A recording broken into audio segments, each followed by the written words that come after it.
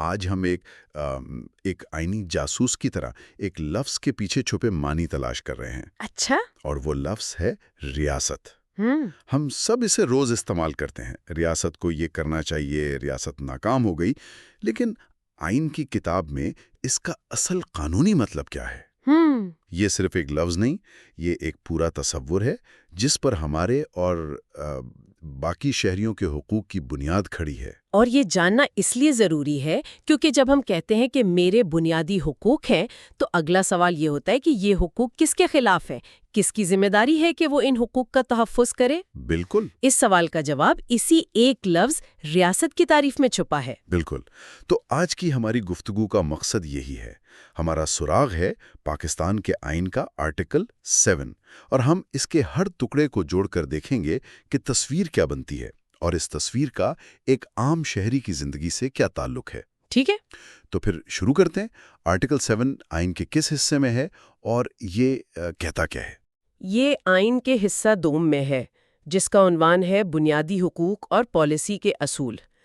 یہ حصہ شاید سب سے اہم ہے اور اس کے بالکل شروع میں آرٹیکل 7 ریاست کی تعریف کرتا ہے۔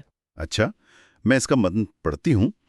اس حصے میں جب تک کہ سیاق و سباق سے کچھ اور مطلوب نہ ہو، ریاست سے مراد وفاقی حکومت، مجلس شورا یعنی پارلیمنٹ، کوئی صوبائی حکومت، کوئی صوبائی اسمبلی اور پاکستان میں ایسی مقامی یا دیگر اتھارٹیز ہیں جنہیں قانون کے ذریعے کوئی ٹیکس یا سیس لگانے کا اختیار حاصل ہو۔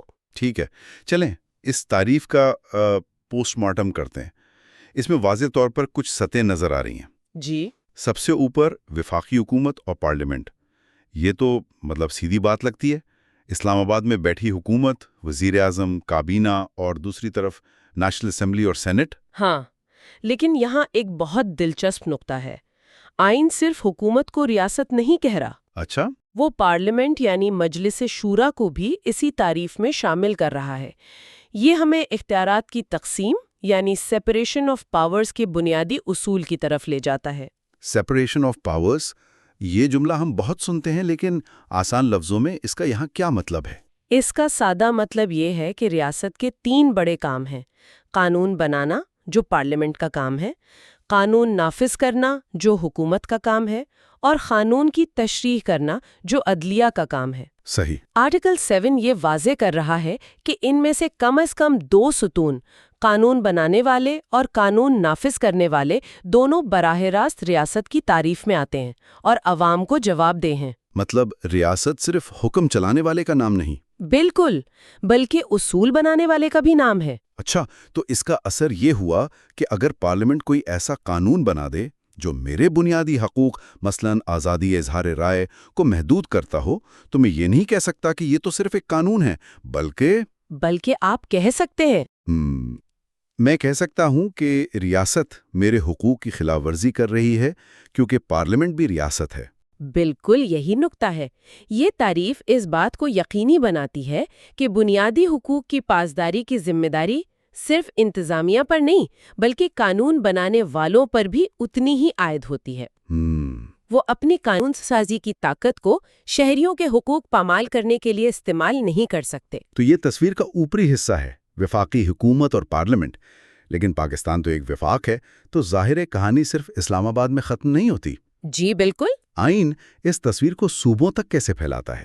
وہ تعریف کے اگلے حصے میں کرتا ہے، جہاں وہ کہتا ہے کوئی صوبائی حکومت، کوئی صوبائی اسمبلی۔ اچھا، یہ پاکستان کے وفاقی ڈھانچے کی آئینی بنیاد کو مضبوط کرتا ہے۔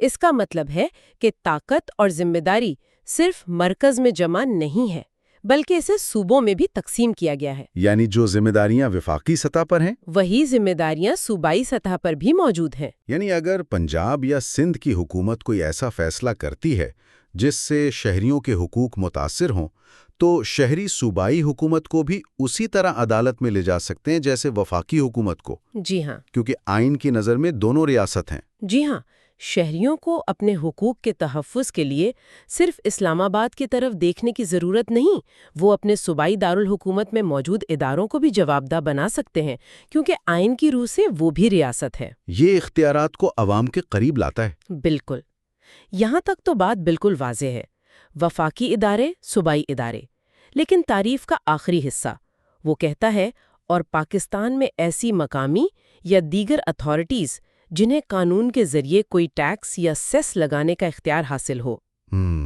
یہ حصہ تھوڑا مبہم ہے۔ دیگر اتھارٹیز سے کیا مراد ہے؟ اس میں کون کون آ سکتا ہے؟ دیکھیں، یہ ابہام دراصل اس تعریف کی سب سے بڑی طاقت اور وسعت ہے۔ اچھا، کیسے؟ آئین بنانے والے ہر ممکنہ ادارے، ہر میونسپل کمیٹی یا ڈیولپمنٹ اتھارٹی کا نام تو نہیں لکھ سکتے تھے، کیونکہ وقت کے ساتھ نئے ادارے بنتے رہتے ہیں۔ صحیح۔ اس لیے انہوں نے ناموں کی فہرست دینے کے بجائے ایک اصول، ایک ٹیسٹ وضع کر دیا۔ اور وہ ٹیسٹ کیا ہے؟ وہ ٹیسٹ ہے، کیا اس ادارے کو قانون نے عوام سے کسی بھی قسم کا ٹیکس، فیس یا سیس وصول کرنے کا اختیار دیا ہے؟ اچھا۔ اگر جواب ہاں ہے تو وہ ادارہ ریاست ہے۔ بس اتنی سی بات ہے۔ ایک منٹ، یہ تو کمال کی بات ہے۔ یعنی جس لمحے اسلام آباد کا CDA یا لاہور کا LDA یا کراچی کی KMC مجھ سے پراپرٹی ٹیکس، واٹر چارجز یا کوئی اور فیس وصول کرتی ہے، جی، اسی لمحے وہ آئین کی نظر میں صرف ایک ترقیاتی یا شہری ادارہ نہیں رہتی، بلکہ وہ ریاست بن جاتی ہے اور میرے بنیادی حقوق کی محافظ بھی۔ بالکل۔ یہ تو ایک بہت بڑا مینٹل شفٹ ہے۔ یہی تو نکتہ ہے۔ یہ ریاست کے تصور کو اسلام آباد اور صوبائی دارالحکومتوں کی بڑی عمارتوں سے نکال کر آپ کی گلی، آپ کے محلے تک لے آتا ہے۔ جس ادارے کو آپ براہ راست اپنی جیب سے پیسہ دیتے ہیں، وہ ادارہ آئین کے تحت ریاست کی ذمہ داریاں رکھتا ہے۔ وہ صرف ایک سروس پرووائیڈر نہیں، بلکہ ریاست کا ایک بازو ہے۔ اس کو کسی عملی مثال سے سمجھائیں۔ فرض کریں میرے شہر کی میونسپل کارپوریشن کوئی فیصلہ کرتی ہے، اس تعریف کا وہاں کیا اثر ہوگا؟ بہت اچھی مثال ہے۔ فرض کریں کہ آپ کے شہر کی میونسپل کارپوریشن جو آپ سے پراپرٹی ٹیکس لیتی ہے، اچانک ایک نیا قانون بناتی ہے کہ کسی خاص علاقے کے پارک میں لوگ شام کے بعد جمع نہیں ہو سکتے۔ ٹھیک ہے۔ جو آپ کے پرامن اجتماع کے بنیادی حق کی خلاف ورزی ہے۔ چونکہ وہ کارپوریشن آپ سے ٹیکس لیتی ہے، آئین کی روح سے وہ ریاست ہے، اور آپ اس کے اس اقدام کو بنیادی حقوق کی خلاف ورزی کہہ کر عدالت میں چیلنج کر سکتے ہیں۔ اچھا۔ اگر وہ صرف ایک پرائیویٹ ہاؤسنگ سوسائٹی ہوتی جس سے ٹیکس لگانے کا اختیار نہ ہوتا تو معاملہ اتنا سیدھا نہ ہوتا۔ اچھا، تو یہاں مجھے ایک اور بات سمجھنی ہے۔ کیا صرف ٹیکس ہی معیار ہے؟ بہت سے ایسے بڑے سرکاری ادارے ہیں، جیسے ماضی میں PIA یا اسٹیل ملز تھے، جو عوام کی زندگی پر گہرا اثر ڈالتے ہیں، لیکن وہ براہ راست عوام سے ٹیکس نہیں لیتے۔ صحیح۔ تو کیا وہ ریاست کی ذمہ داری سے آزاد ہیں؟ یہ معیار تھوڑا تنگ نہیں لگتا؟ یہ ایک بہترین سوال ہے، اور عدالتی تشریح میں یہ معاملہ اکثر زیر بحث آیا ہے۔ آرٹیکل 7 کی لکھی ہوئی تعریف تو ٹیکس پر ہی مرکوز ہے، جی، لیکن عدالتوں نے وقت کے ساتھ ساتھ اس تصور کو وسعت دی ہے۔ انہوں نے کہا ہے کہ اگر کوئی ادارہ بظاہر خود مختار ہے، لیکن اس پر حکومت کا گہرا اور وسیع کنٹرول ہے، یا وہ کوئی سرکاری کام یعنی گورنمنٹل فنکشن سر انجام دے رہا ہے، تو اسے بھی بنیادی حقوق کے نفاذ کے لیے ریاست سمجھا جا سکتا ہے۔ اچھا۔ لیکن آرٹیکل 7 کی جو بنیادی تعریف ہے، اس کا کورنر سٹون ٹیکس لگانے کا اختیاری ہے۔ یہ سوچنے کی بات ہے کہ آئین بنانے والوں نے ریاست کی طاقت کو اس کی ٹیکس وصول کرنے کی صلاحیت سے جوڑا ہے۔ یہ ایک بہت ہی عملی اور شاید تھوڑا حقیقت پسندانہ نظریہ ہے۔ بالکل، شو می دا منی والی بات ہے۔ ہاں، وہی۔ کیونکہ ٹیکس وصول کرنے کا اختیار ہی وہ سب سے بڑی طاقت ہے جو ریاست کو عوام پر حاصل ہوتی ہے۔ آئین کہتا ہے کہ اگر کسی ادارے کو یہ طاقت دی گئی ہے تو اس کے ساتھ ذمہ داری بھی آئے گی۔ طاقت اور ذمہ داری ایک ہی سکے کے دو رخ ہیں۔ بالکل۔